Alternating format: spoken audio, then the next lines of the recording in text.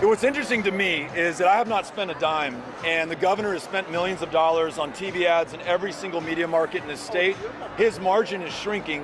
My level has stayed exactly the same. So as we continue to deploy volunteers, as we raise money from more than 150,000 grassroots donors so far, and then deploy those resources across the state, we're going to be able to close that margin and overcome it. If you were looking at the race in 2018 at this point, you would have seen a similarly large gap.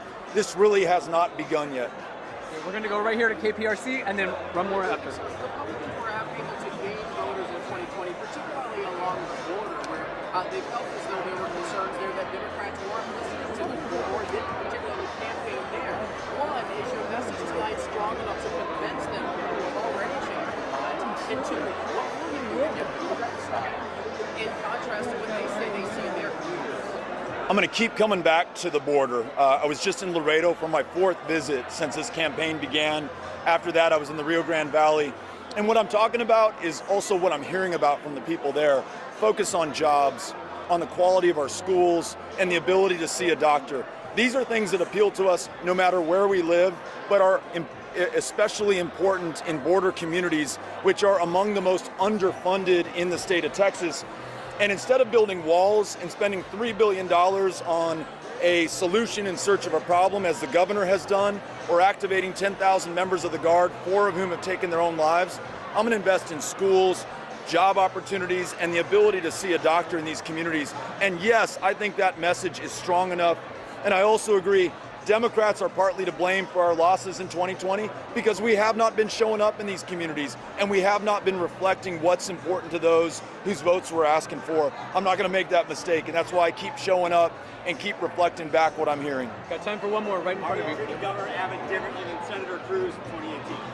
You know, with Senator Cruz, I really chose to offer an ambitious, aspirational vision for Texas. And I'd say something to you in 2018 like, you know, you probably formed your opinion of Ted Cruz. There's little that I can add to it.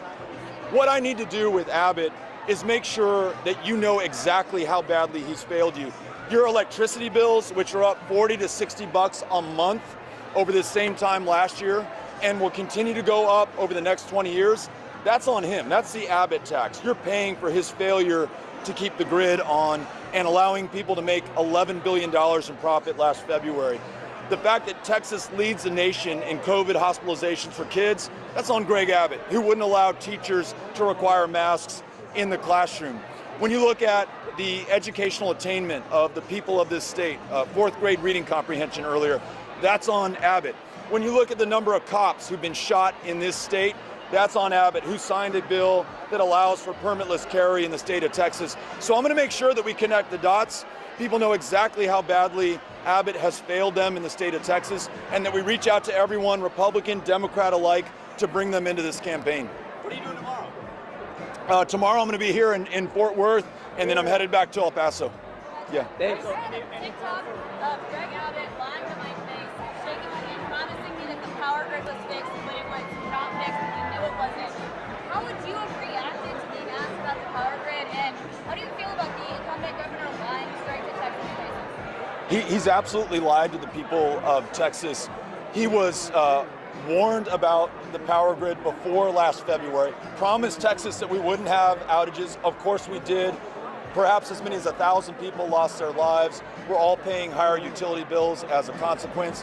He then promised us it was fixed, but energy regulators and people who just have common sense know otherwise. We haven't winterized the gas supply. If we see more extreme or severe weather like we did last year, it's going down again, and we'll lose power again. So as governor, I'm going to make sure we winterize and weatherize the gas supply, connect ERCOT to the national grid, and then help ratepayers instead of taxing them this additional 40 to 60 bucks a month.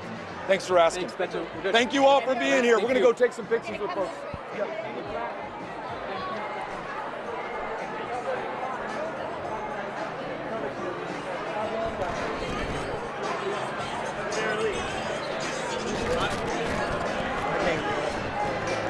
Beginning? It was too close in the beginning? Yeah.